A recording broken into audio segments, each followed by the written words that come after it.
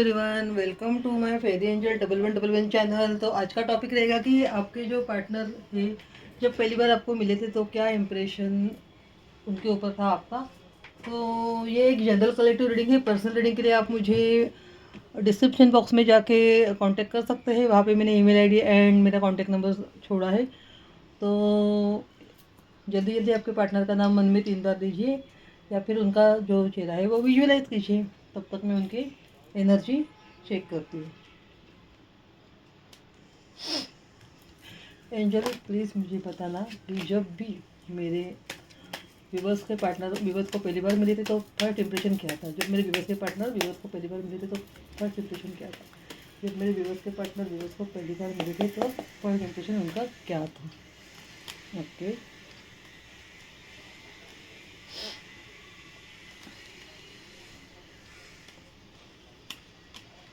बहुत ही over thinking कर रहे थे किसी ना किसी बात में। ओके, तो ये पास्ट मेमोरी की बात भी हो सकती है।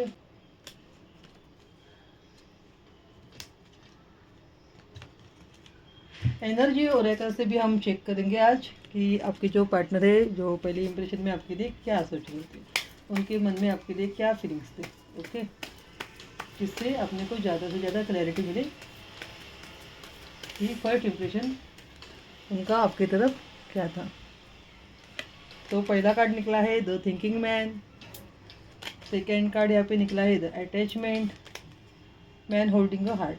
Third card. तो ये सारे कार्ड्स है, ये उनकी एनर्जी है।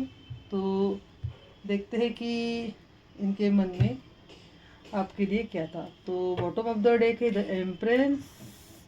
बहुत ही प्यारा कार्ड आया है। और जो यहाँ पे एनर्जी है वो मैन होल्डिंग कॉइन। तो ये है ओवरऑल एनर्जी। तो अभी मैं रीडिंग को स्टार्ट करने जा रही हूँ। तो बर्थ डेट यहाँ पे है 2, 4, 10, 1, 5, 9, 13, 14, 3, 7, 17, 13, 25, 24 ये मुझे दिख रही है। आपके जो पार्टनर है उनकी उम्र यहाँ पे थोड़ी सी मुझे ज़्यादा दिख रही है।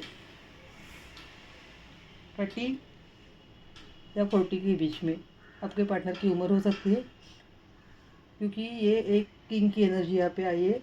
जिससे आप डील कर रहे हो वो जो पार्टनर है वो एक किंग की एनर्जी में है। बहुत ही मैच्योर्ड पर्सन से आप डील कर रहे हो जो बहुत ही ज़्यादा अभी सेटल है उनकी लाइफ में। ओके, तो जब पहली बार इनको आप मिले थे तो ये मुझे बहुत ही ज़्यादा ओवर थिंक में लग रहे हैं और इनका ध्यान आपकी तरफ बिल्कुल भी नहीं था, क्योंकि ये पास्ट मेमोरी में खोए हुए थे।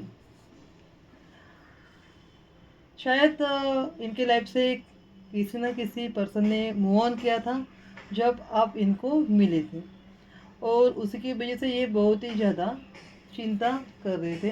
ये बहुत ही ज़्यादा डिप्रेस थे, इनको एंजाइटी हो रही थी। और तो और ये मुझे थोड़े से बीमार भी लग रहे थे, क्योंकि ये जो कार्ड है वो चिड़चिड़ापन या थोड़ा सा इसमें जो बीमारी होती है वो इमोशनल अटैचमेंट के कारण जो होती है वो वैसे भी ये थोड़े से हुए होंगे तभी।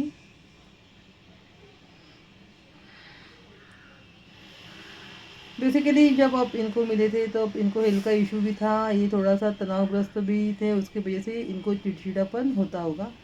और ये पर्सन जब आपको मिले थे तभी इन्होंने आपको नोटिस भी नहीं किया था। ये अपने ही दुनिया में अपने ही पलों में लिपट गए थे। तो वो 24/7 आवर्स खोया हुआ प्यार के बारे में ही सोचते रहते थे। तो ऐसा एक रिलेशन इनके लाइफ में था जो शायद आपको पता नहीं। तो ये इसी के बारे में बहुत ही ज़्यादा सोच रहे थे। शायद ये आपको दिक्कत ही नहीं होंगे कि ये इमोशनली कितना ब्रेकडाउन है, पर ये बहुत ही इमोशनली ब्रेकडाउन थे। और ये उनके लिए बहुत ही ज़्यादा गहरे विचार रखते थे, गहरी सोच में ये डूबे हुए रहते थे। उनके लिए इन्होंने बहुत ही सपने देखे थे जो उनके टूट गए थे। तो कुछ ना कुछ इनके लाइफ में ऐसा हुआ था कि जिसके वजह से इनका प्यार में से भरोसा उठ चुका था, इनको ट्रस्ट इशू भी हो रहा था। और जिसकी वजह से ये इनका जो पूरा फोकस था ये करियर के ऊपर था, मनी के ऊपर था। तो ये जो भी रिश्ते इनकी तरफ आते रहेंगे तो इनको भी एक्सेप्ट नहीं करते होंगे, क्योंकि इनको सारे रिश्ते एक जैसे ही लगते थे, क्योंकि इनको सारी दुनिया ही तभी धोखेबाज लोगों की लगती होगी, क्योंकि इन्होंने जहाँ पे भी इन्वेस्ट किया था वहाँ पे ये बहुत ही ज़्यादा ऑनेस्ट है। और ये वहाँ पे एक ऑफिशियल कमिटमेंट भी देना चाहते थे, पर इनके लाइफ में ये जो रिश्ता था वो वहाँ पे ही ब्रेक हुआ। तो ये ब्रेक क्यों हुआ उसका रीज़न तो नहीं मुझे पता है, पर एक विश फुलफिलमेंट थी कि वो जो कनेक्शन है इनके लाइफ में आए एंड उनके साथ वो एक ऑफिशियल रिश्ता करे। तो बेसिकली ये जो पहला कार्ड यहाँ पे निकला है 4 ऑफ द कप्स, जिसको क्लियर किया है द थिंकिंग मैन ने। तो यहाँ पे ये भी शो हो रहा है कि ये जो पर्सन है वो बहुत ही ज़्यादा ओवर थिंकिंग कर रहा है। This is the 2 card which is showing the over thinking. तो 4 नंबर राहु का है जो बहुत ही ज़्यादा ओवर थिंकिंग कर रहा है। बेसिकली इनके पास बहुत ही ज़्यादा अपॉर्चुनिटी भी आई थी रिश्तों के लिए, पर इन्होंने कुछ भी एक्सेप्ट नहीं की थी, क्योंकि ये एक्सेप्ट करने के लिए रेडी ही नहीं थे। बेसिकली इनको एक्सेप्ट करना ही नहीं था, किसी के साथ इनको आगे बढ़ना ही नहीं था, क्योंकि ये जो कनेक्शन था पिछला वाला उसमें ये एक स्टेबिलिटी एंड ग्रोथ भी चाहते थे। ओके, जो नहीं हो पाया। तो वहाँ पे पूरा एंड हुआ एंड ये सिंगल हो गए। तो ये सिंगल लाइफ जी रहे थे, तभी अचानक सडनली आपकी एंट्री इनके लाइफ में हुई।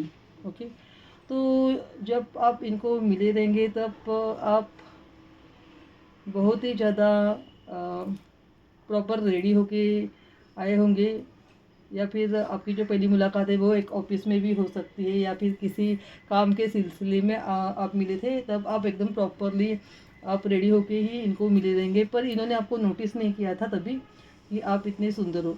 सबसे पहले आप में एम्परेंस की एनर्जी है, आप इतने केयरिंग हो, नर्चरिंग हो, तो आपको इन्होंने नोटिस नहीं किया। तो क्योंकि ये पास्ट मेमोरी में बहुत ही ज़्यादा खोए हुए थे। आप आप दोनों ने एक दूसरे के साथ प्रोफेशनली बहुत ही वर्क किया, दिमाग के साथ आप दोनों ने एक जगह पे अपने काम किया रहेगा, वहाँ पे ग्रो भी किया रहेगा। अगर आप दोनों ने एक बिजनेस में अगर आप होंगे तो वहाँ पे बिजनेस भी आपने ग्रो किया होगा। तो धीरे धीरे उसमें भी फाइनेंशियली आपने ग्रो किया था। तो ये जो कनेक्शन था आपका वो फ्रेंडशिप से लेके प्यार में धीरे धीरे धीरे धीरे बढ़ने लगा। मतलब आपके जो पर्सन है वो पहले आपसे अटैच नहीं थे। ओके, तो ये धीरे धीरे आप में अटैच हुए। ओके, और यहाँ पे इन्होंने आपको दिल दिया, क्योंकि यहाँ पे मैन होल्डिंग का कार्ड है, और आपके तरफ से भी इनको रिटर्न में दिल मिला। ओके, तो जब इन्होंने धीरे धीरे इस रिलेशनशिप में ये इन्वॉल्व हुए, तो ये पहले तो प्रैक्टिकली बहुत ही विचार रखते थे। तो वो प्रैक्टिकल विचार इनके कब इमोशनल विचारों में कन्वर्ट हो गए ये इनको ही पता नहीं। जैसे कि आपने इनके लाइफ में कुछ ना कुछ मिराकल ही किया हो। ओके, तो आपने जैसे एंट्री दी इनके लाइफ में, एक mental, emotional and spiritual growth भी हुई है, जो थिंकिंग मैन का कार्ड बताता है। और इनकी लाइफ में आप बहुत ही ज़्यादा मायने रखते हो, और इन्होंने आपको अभी कंट्रोल भी किया होगा, क्योंकि वैसे मुझे एनर्जी दिख रही है। और अगर आप लोग एक साथ काम कर रहे हैं तो ये जो पर्सन है वो आपका बॉस भी हो सकता है, या फिर ये एक प्रोजेक्ट का ग्रुप हेड भी हो सकता है। मतलब थोड़ा सा इसका लेवल अप होगा और आप इसके नीचे काम करती होंगी। ओके। ये सॉरी फॉर द डिस्टर्बेंस, घर में खाना बन रहा है तो मुझे यही समय मिला था रीडिंग के लिए।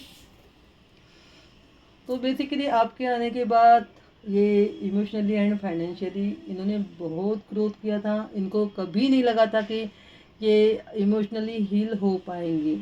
ओके। तो मानो कि ये आपको एक गॉड की तरह ही देखते हैं। इनके लिए बहुत ही ज़्यादा डिफ़िकल्ट था ये जो सिचुएशन इनकी लाइफ में थी। शायद आई डोंट नो ये इस सिचुएशन में कितने टाइम से थे, मतलब 2-3 साल से भी हो सकते हैं।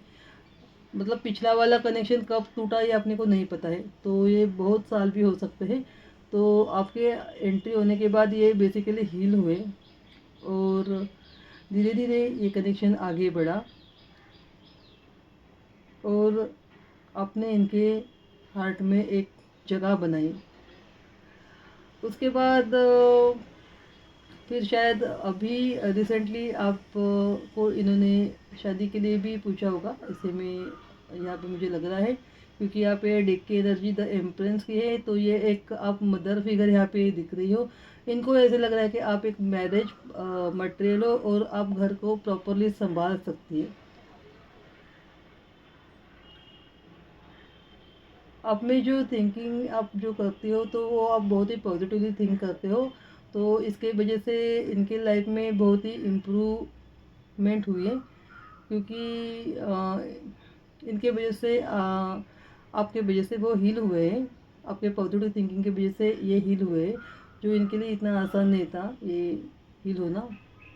तो ये आपकी बहुत ही कदर करती है और ये बहुत ही कीमत करते हैं आपकी, क्योंकि यहाँ पे इनके हाथ में अगर आप देखेंगे तो आपको कुछ ना कुछ दिखता होगा।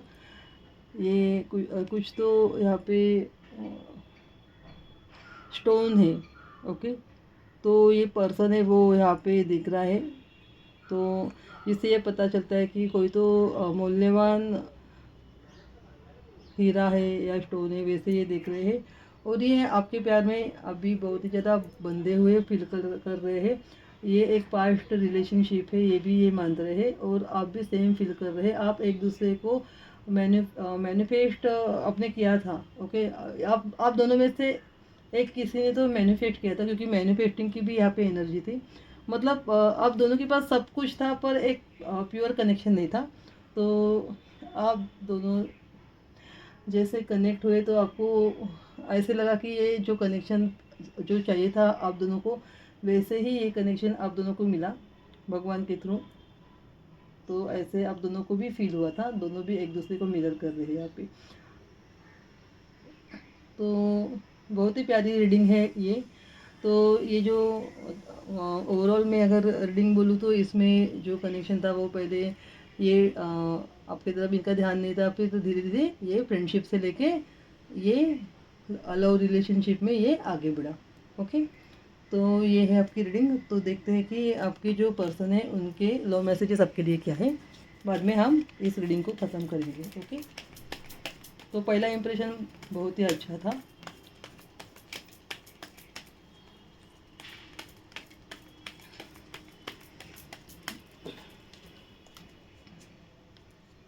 आई hide my feeling for you. तो मैंने क्या बोला कि आप इन्होंने पहले जब आपको मिले थे तभी इन्होंने आपसे फीलिंग्स हाइड की थी। ये नहीं चाहते थे कि आपको कुछ पता चले इनके पास्ट लाइफ के बारे में। तो होता है ना कभी कभी कि हम लोग नहीं बताते, क्योंकि लगता है कि ये मेरे पास्ट मेमोरी के बारे में जान के क्या करेगा, और अगर ये जानेगा भी तो ये खुद दुखी हो जाएगा।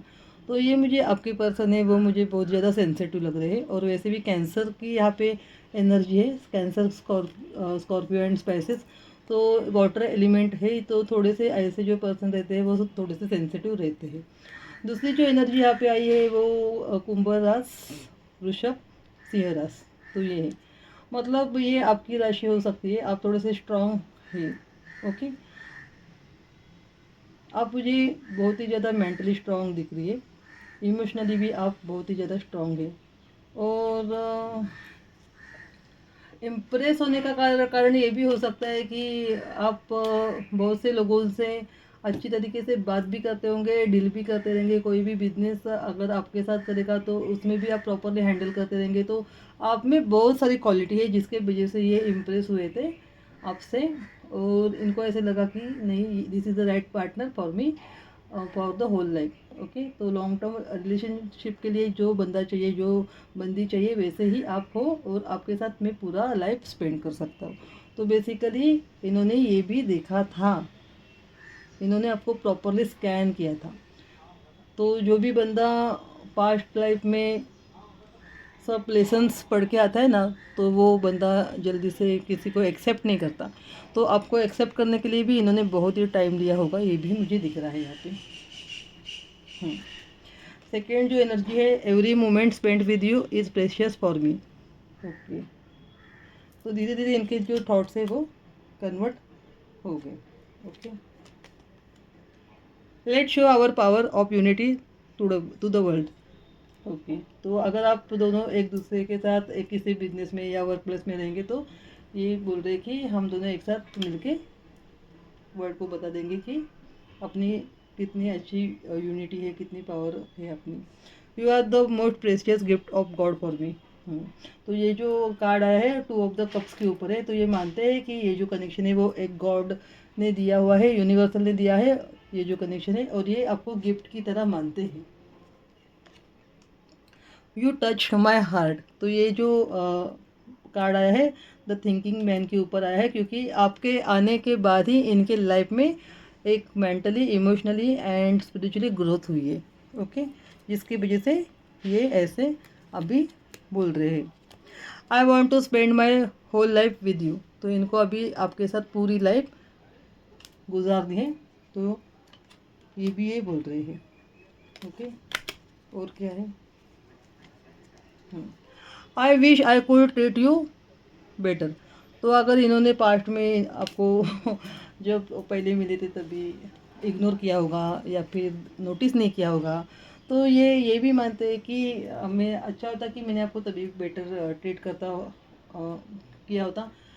तो ये इनके ऐसे थॉट्स आए हैं, तो देखते हैं कि और क्या थॉट्स है।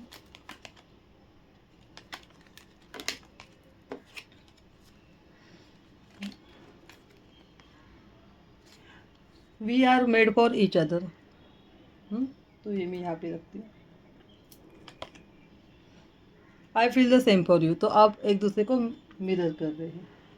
तो आई होप आपको ये रीडिंग अच्छी लगी होगी। आपसे आपको इस रीडिंग से कुछ ना कुछ गाइडेंस भी मिली होगी। तो अगर ये रीडिंग आपसे मैच होती है तो आप मेरे चैनल को लाइक एंड सब्सक्राइब कीजिए, और मिलते हैं ऐसे ही रीडिंग लेके कल के रीडिंग में। तब तक के लिए bye, take care, love you all, thank you so much for the watching.